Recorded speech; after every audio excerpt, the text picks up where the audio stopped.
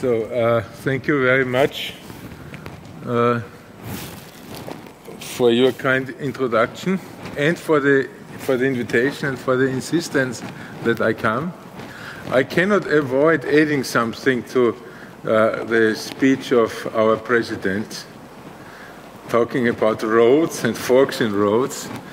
There is a famous quote by the American baseball player Yogi Berra. It's a general advice. If you come to a fork in the road, take it. So what you see here, I'm not sure if I can answer the question. I just refer to Einstein's question, what is light? What you see here on the first picture is on the Canary Islands, a telescope. It's not built for astronomy, but it is built to test optical communication with satellites. It's called OGS, Optical Ground Station, and it is used by us for testing optical communication on the ground for now to another island. You see a beacon laser here, a laser beam which goes over to the island of La Palma, 150 kilometers away. So here's Einstein, 1905. He wrote his famous paper, whose title you see at the bottom. I think it's similar enough to Dutch that you can read it. It is actually always explained as the photoelectric paper. The paper is mostly about something else. Namely, it's about the argument why light should be considered to consist of particles, namely for statistical reasons and for reasons of entropy conservations. Now, and this is very, very nice for a quantum physicist. This paper is the only one of his papers which Einstein ever called revolutionary. In a paper written to his friend Habicht in the same year. And as you all know, he got the Nobel Prize 1921 for that paper and never for relativity theory. A little later he said, I want to spend the rest of my life thinking about the question what light is. And we will come to where we stand now in that question.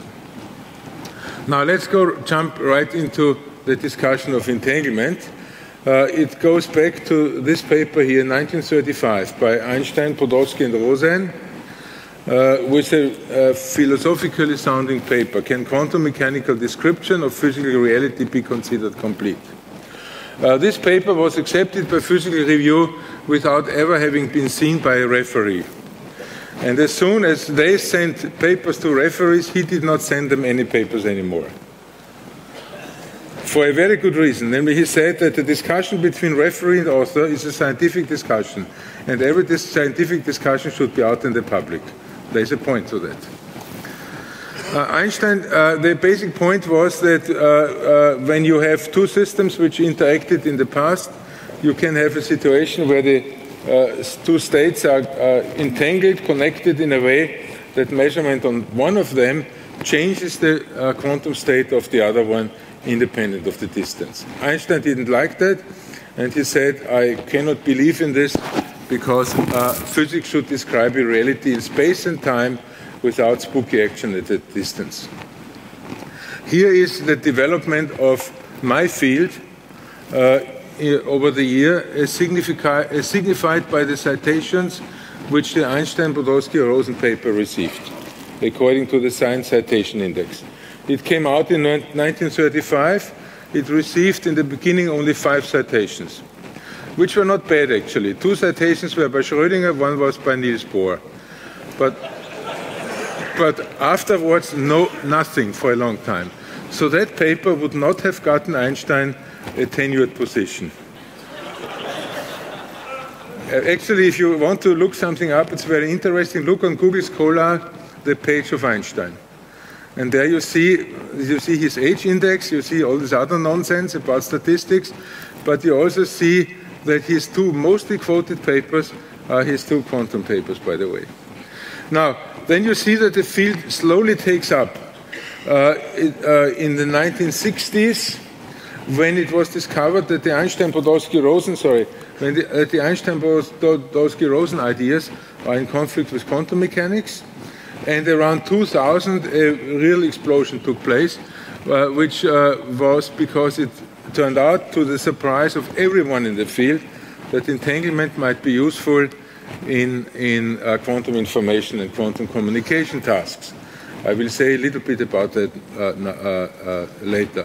Now the paper is quoted basically once a day, which does not mean that it is read more often than in the old days. Here's Schrödinger. Schrödinger came out in 1935 with the first thorough analysis of the new situation. He called the situation Verschränkung in German, in English entanglement. Verschränkung is a much better name because it's something like that, a well-defined connection. Entanglement is like spaghetti, it's not so well-defined. And Erwin Schrödinger said something important. I would not call that, namely entanglement, one, but rather the characteristic trait of quantum mechanics, the one that enforces its entire departure from classical lines of thought. And it's amazing that Schrödinger, who invented the wave equation and so on, thought of entanglement as being really the most characteristic notion. And in his analysis, he said something very, very interesting. He said that in a situation where two systems are entangled, you only have joint expectation catalogs. Expectation catalogs for joint measurements on the systems, but no expectation catalogs for the individual systems. And this is something which is not possible in classical physics, and it is a very modern view. If you replace expectation catalog by information, you have a very modern interpretation of the situation. I mentioned the 1960s. John Bell came about with his theorem, which basically says the following. I know it is well known now, but for those of you who know everything, I would like to quote Feynman, who once said, "Never underestimate the pleasure of an audience hearing something they already know." And for the others, it's a small introduction. We consider a source which emits pairs of particles, and the pragmatic or the operational point of view is whenever you measure their polarization, horizontal or vertical. Whenever you observe one to be horizontal, you see the other one is also horizontal. Whenever you observe one vertical, the other one is also vertical. Quantum mechanics says that the state which we use, written down here, is a superposition of both possibilities and not just a statistical mixture. The important point being that before you do the first measurement, neither of the two photons carries any well-defined polarization. To the contrary, it assumes completely randomly one of the two possibilities, and the other one is then projected onto the corresponding state. Now, this is really the mind-boggling situation. How can two processes, of which we know, the measurements on the two, of which we know that they are completely random in a much deeper sense than any randomness in classical physics, give the same results? That's actually what Schrödinger's point was. And Bell showed that if you look at correlations not polarized as parallel but rotated at slight angles, then you arrive at a limitation of the strength of correlations if these correlations can be explained by what one calls a local realistic viewpoint, namely the assumption that the measurement results A are given by some properties which the individual systems have before and independent of measurement, and B, there is no instantaneous action at a distance. Quantum mechanics says that the correlations are stronger than that, and there are limits for the sums of four pair correlations, which are called Bell's inequality.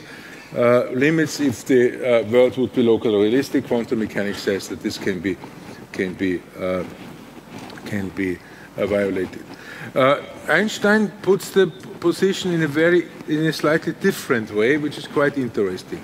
He says that the decision by you as an experimentalist which measurement to perform on the first photon defines whether this first photon will be polarized horizontally or vertical with respect to the direction you choose.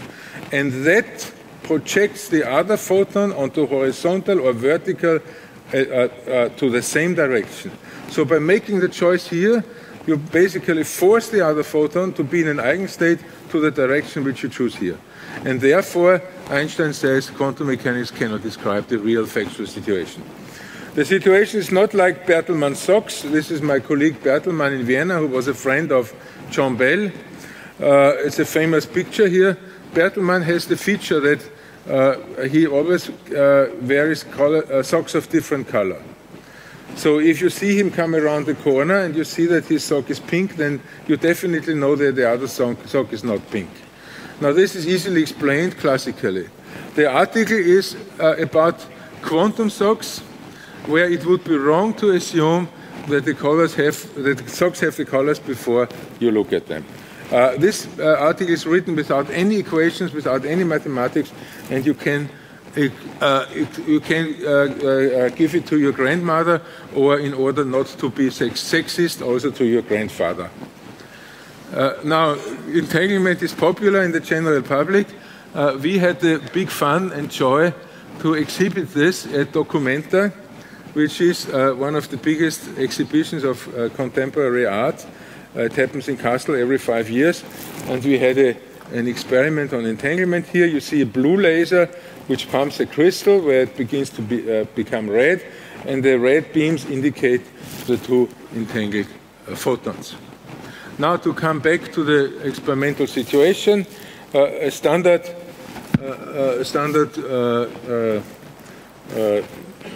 line of research is to use entanglement over large distances for various reasons. One of them is that entanglement will be used one day for quantum communication between future quantum computers. Another one is quantum cryptography and the like.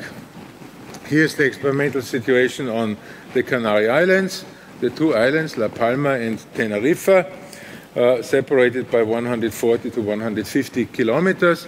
You have to imagine that on both islands you have clusters of telescopes. They are together called the European Northern Observatory, and we were the first ones who asked whether the two sites actually can see each other, so you can communicate directly. So we use this since there are three presentations. I just use words, not the laser pointer. We have on the left-hand side, we have a laser which pumps a nonlinear crystal, creates two pairs of photons. One photon is measured locally in some way, whatever way you want, and the other one is sent over a telescopic link to La Palma. There are additional tracking lasers which focus the two things on each other and so on. A parallel line of research which was initiated and pursued to a very significant way by the Gisin group in Geneva is to use glass fibers for this kind of long-distance communication. It turns out that the distance limits are about the same order of magnitude in both cases. Here's a picture again of the situation. To the lower right, just outside of the picture, is the west coast of Africa. Here's the receiving station again, the sending station. I want to mention now a little bit about teleportation because it's related to the notion of information again. Remember, before I quoted Einstein, I quoted Schrödinger saying that the situation in entanglement is that only the information concerning both measurements is well defined, not the information concerning individual measurements. This is completely random.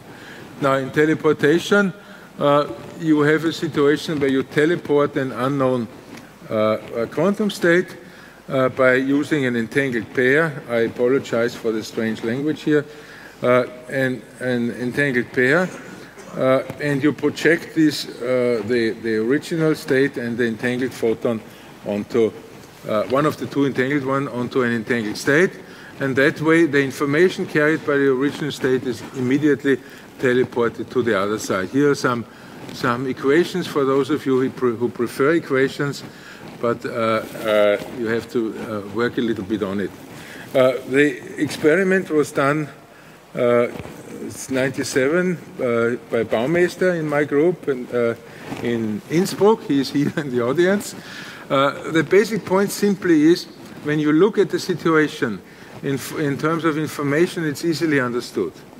Namely, the original state, the original entangled pair, this auxiliary entangled pair, is characterized by relative information. For example, the statement could simply be that the two measurements, polarization measurements on the two photons, will be orthogonal in any measurement basis. This is a possible quantum state. The measurement results will be orthogonal in any measurement basis. Now, when you project the initial state and one from the entangled pair onto an entangled state, which is just, there are 4 maximal entangled states for two photons defined in polarization basis. When you project them onto one of the 4 states, it's like a spin measurement of an electron, of an unpolarized electron. You randomly get one of the 2 results. Here you get randomly one of 4 results. One of the 4 results is again the same state which I mentioned just now, which is called the antisymmetric state, namely the state where the 2 photons are projected, no matter in which basis you measure, onto orthogonal states. Now the chain of logic is very simple. The entangled pair says the 2 are orthogonal. The projection says the 2 are orthogonal. Therefore, the original and the other pair of the entanglement must be the same, because it's a 2-dimensional spin state. So the 2-dimensional Hilbert space. So the logic is basically simple and it's easy to understand with the notion of information. There has to be classical information because of the randomness of the individual result. Here are some recent results between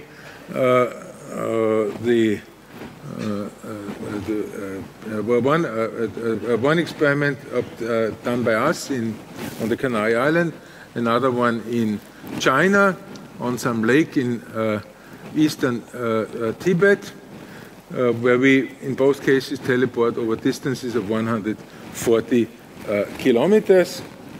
And more recent, an experiment on entanglement swapping in over 143 kilometers. It says, it says PNAS 2015 last week. Oh, that's an old slide. I should have written it was sometime I think it was sometimes in October or so, September, October last week. So entanglement swapping is an interesting procedure which has been used in the Hanson experiment for the loophole-free Bell test, for example. It's a very interesting procedure. You have 2 entangled pairs coming from the sources EPR, and you project one from each onto an entangled state. And then the outer 2 become entangled, even if they have never interacted with each other. Again, by simple logic, the way I said it before, one can easily understand how the correlations arise in a Schrödinger sense as possible statements about possible future relations of the 2 outermost photons. Now, this kind of procedure is considered by some as an important ingredient to future quantum repeaters, which might join future quantum computers with each other. The future, again, in some respect, is in space.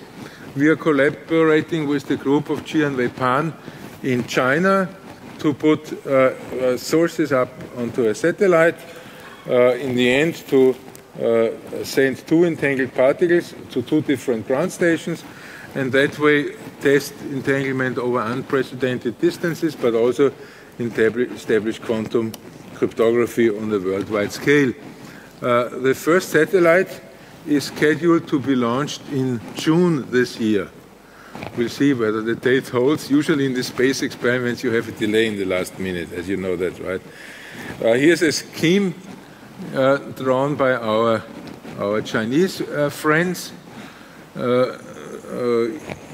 if you have a satellite which has a connection to a ground station in China, and now the satellite doesn't really stop, but above Beijing it exchanges information with the ground station in China, and then above Austria it exchanges information with the ground station in Vienna, and under the assumption that the satellite can be trusted between China and Europe, you can establish a quantum cryptography link between these two locations, for example.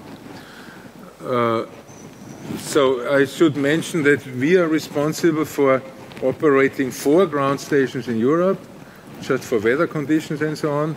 2 will be in Austria, 1 will be the Canary Islands, and 1 will be on Kefalonia in Greece. Now I come to the recent development of loopholes in Bell experiments. So I mentioned before that we have these correlations, and that they violate the assumption of local realism. The predictions of quantum mechanics violate the assumptions of local realism. Now, there have been loopholes in existing experiments. Loophole meaning that a local realist can save his or her neck by making some assumptions. One loophole is called the communication loophole. It's the assumption that if you do a static experiment, you have a source which emits pairs of particles, or you have pairs of particles entangled in some other way, like in the Hanson experiment. If the experiment is static, sitting there for a long time, then there could be some unknown communication, how the two sides exchange information and establish that way the results of quantum mechanics. In order to violate that, you have to make, or to make it impossible, to make that argument impossible, you have to make use of the fact that according to relativity theory, we have a cosmic speed limit for information, namely the speed of light. So if you decide in the last instances on both sides what you measure, then this explanation is not possible anymore. There was a first experiment about that loophole by Aspect, Dalibard, and others in 1982 in Orsay, where they had 2 detectors separated by about 12 meters and periodic switching on both sides at that time, because it just was all one code 2, but at the time it was a fantastic tour de force experiment. There's no doubt about that. In 1998 in Innsbruck we did an experiment where we had a larger separation and independent random number generators on both sides, and so on. There's a long ongoing story. The other loophole is the fair sampling loophole, which is even more contrived. It assumes that as long as you don't measure all particles, nature could be really vicious. Nature could be such that nature gives you those particles which obey quantum mechanics, and you are tricked in believing that quantum mechanics is true. Now, this is a very strange assumption, but it's logically possible. It turns out that once you detect more than about 2/3 of all events, depending on specific assumption, then you can exclude that explanation. And that has been done first by the group of Vineland in Boulder. But in that case, it was 2 ions sitting in a trap a few micrometers apart.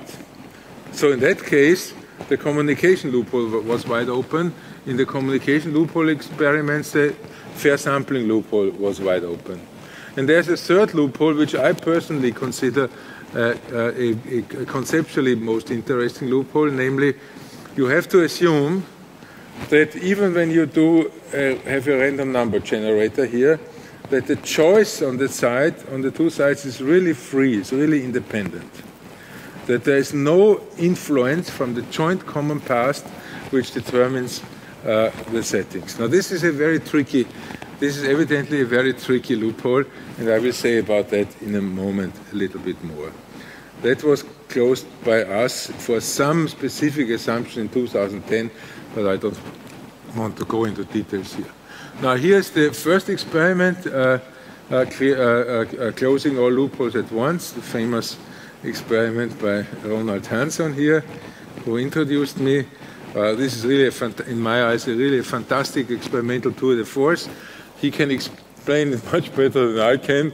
It's about spin correlations in diamonds, and it uses entanglement swapping in the sense that a photon emitted or photons emitted by two NV centers are projected by a beam splitter on an entangled state, and that gives you now the information that the two spins out there have become entangled. This is very important. It's a very interesting feature of the experiment. You turn your detectors only on then when you know that you have an entangled pair. That's quite nice.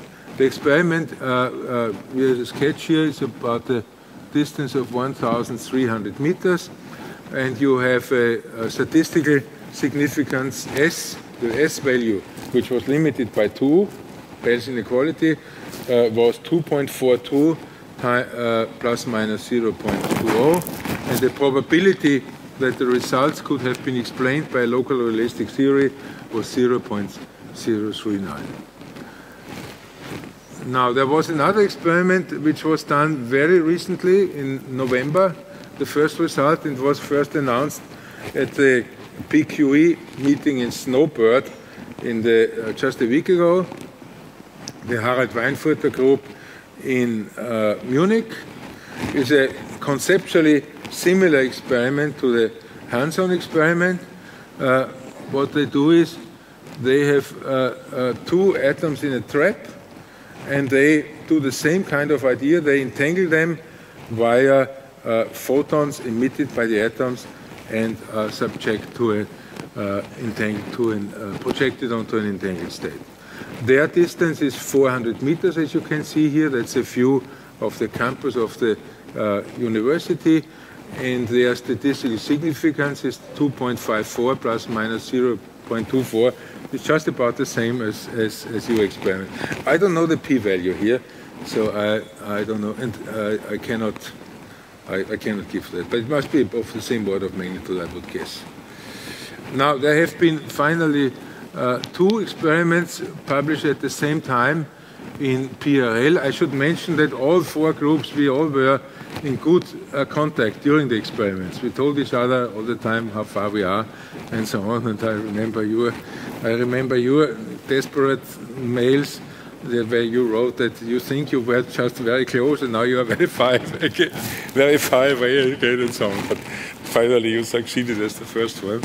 But anyway, we all were in good contact with each other.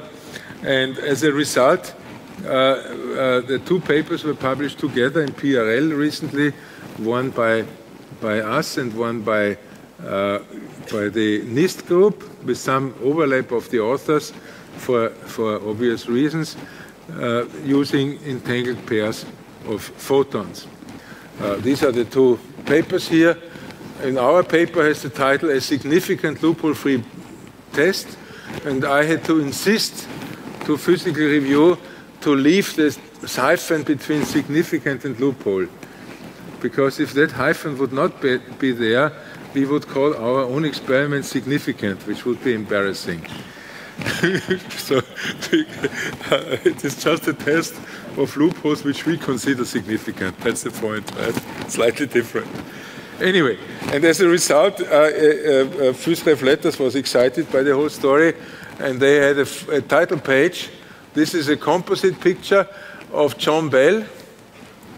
And if you look then, if you get the issue, these are all small photographs of all authors of these papers, and also of people who contributed early to the field, like Aspe, like Einstein, Bell, and so on, and some of the early publications. Now, I want to say a little bit about these two experiments. The NIST experiment creates two photons at 1550 nanometers and sends them to two detector stations, A and B, which are separated by about 108. Should I use both microphones? Oh yeah. Okay. which are separated by 184 meters. The trick now is, in all these experiments, to use an inequality which is insensitive to the detection loophole. That means that if you don't detect enough particles, it's automatically not violated. Now, in that experiment, they use these meandering superconducting detectors, with a much lower times constant than what we had, but with a slightly lower efficiency. They obtained in their experiment a p-value of 5.9 times 10 to the minus 9 as the probability by which the experiments could have been explained in a local realistic way. This was done at NIST. NIST is a government laboratory for standards and technology, and they are actually working on a randomness beacon. Like they have a beacon which sends out time all the time, sends out time signals all the time. They will have a beacon on the internet which sends out random numbers all the time. By really measuring entangled pairs and use one photon as the signal, which tells you that the photon is there, and send the other random signal, random number out. This is a very interesting project. The time scale seems to be 1 or 2 years. You can find it actually already on the internet. Here's our experimental setup. The first picture is an advertisement. Come to Vienna, visit us. What you see here is the Imperial Palace to the right. Back you see the Burgtheater. You see to the left, you see the Parliament, and so on and so on. It's really nice. You should come and visit us. And if you come, visit my group. Okay? Now, why do I show you that? Because of all places, we do the experiment in the second basement of the Imperial Castle, in a place called Corps de Logis, very elegant name, Corps de Logis. I don't know what it means really, but it doesn't matter. And this shows you the basement. We choose it because we thought that the temperature is stable there, but it turned out to be not as stable as we expected, but that's a different story. You see a corridor here. On the floor, the glass, beneath are the glass fibers and so on, connecting the source, which is in the middle here. This little blue box is the open housing for the source. It was closed in afterwards. And at the far end, the small red dot is the cryostat carrying one of our detectors. Here is again the inequality, which is the same basically as the one I just showed you. What we use is use an asymmetric state. It was discovered by Eberhard in the early 1990s that if you use a state where the two terms in the entanglement are not of equal weight, but one is larger than the other, then you can live with lower detection efficiencies. This is quite interesting, actually. The source is shown to the left here. It's called a Sagnac source. I don't want to go into details. It's a periodically poled crystal which is poled from both sides, and the photons are superposed then to go out to the two measurement stations. And the measurement is done by transition edge superconductors. Superconductors operated very close to the transition, and thus one photon can make a big difference in electric conductivity. Here are the results of our experiment. We had a visibility quality of the states of 99%, both for the product state and for the entangled prime-minor state. And I don't want to go into too many details here. The p-value is 3.7 times 10 to the minus 31. So that would say that the probability that the results can be explained in the local realistic theory is 10 to the negative 31. Now, this is an unrealistic number, quite clear. It means that any error, any significant error, even if it were a systematic error, even if it were small, would really be larger than what we get here. Okay? So I don't want to go into too many details here. Just to show you the pictures of the three main people on the experiment: Marisa Justina, Søren Wengarowski, and Marijn Versteeg. Why is this interesting? Because a loophole-free Bell experiment is the final proof that secure quantum cryptography is possible. Now, a few small things to round off. According to my schedule here, I have 4 minutes, because I started 1 minute later. So, okay. I told to you that I personally find the freedom of choice loophole interesting. The question is, could even be the random number generators, which are used on both sides, which are quantum random number generators, well, the NIST group also used classical ones, could they be influenced from something in the common past? In principle, it's difficult to rule this out. In these experiments, it was ruled out, the assumption was ruled out that the influence, the unknown influence, which sets the random number generator, could have been created by the source together with the pairs of particles. Okay, that is ruled out. But maybe the cause is something earlier, which we don't know. Maybe something happens at the I don't know, birth of Christ or whatever you call it, which influenced all this, you know. So the question is, how far can you go back? And we are doing an experiment now in collaboration with these people here at MIT, and also with Alan Guth, who is the father of the inflationary universe. So we have our source of entangled particles, and we decide by some information coming from distant objects on the sky which polarization to measure. And it's clear the further out the objects are, the further back you put the common cause. And the most interesting point is that according to the inflationary universe model, there are quasars out there which share no common cause at all since the end of inflation. So these are the most independent sources you can have. And this is what we are heading for now. Okay, so that's going to be interesting. Now I want to round off with a small discussion of what all this means, besides secure communication or whatever you call it. The question is, what is the consequence? And there the opinions differ. Some people say that the situation proves that quantum physics is non-local. You have non-local influences from A to B, and there have been even experiments setting, particularly by Gisin, saying that the limit of communication between both sides must be at least 100 times the speed of light. Maybe there's even a higher number now. Okay? I don't believe in this because it's too much of the old-fashioned way of looking at the world. Okay? Another possibility is that the universe is totally deterministic. If that happens, then I would say it's the end of all physics. Why do we do experiments? Because everything is deterministic, and experiment cannot be a question to nature. Another possibility is that there are actions into the past. You can assume that the detectors tell the source back in the past what to emit, which fits quantum mechanics. Now, this is of the same logical position as non-locality. I think they are equivalent. And again, it's an old-fashioned way of looking at the things. It's a way of asking for a kind of reasonable explanation. One could be a breakdown of Aristotelian logic, which you use in the derivation of Bell's inequality. Another one could be breakdown of counterfactual reasoning, which is that it doesn't make sense to even consider measurement results of experiments which are not performed. So if you say, what would the polarization have been if I had measured this way, not this way?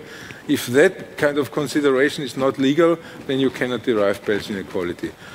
But then you cannot do many other things in daily life too. In my eyes, it's a combination. We probably have to give up our ideas of space and time. An important message, by the way, is that if you have multi-particle correlations, the measurement results are independent of the relative arrangements in space and time. Completely independent. Doesn't matter whether they are close or far, doesn't matter which is first, which is second, and so on. So this tells us that something about the nature of space and time which we might have overlooked. And we also, because of other reasons, we also have to give up that measurements tells us something in every case.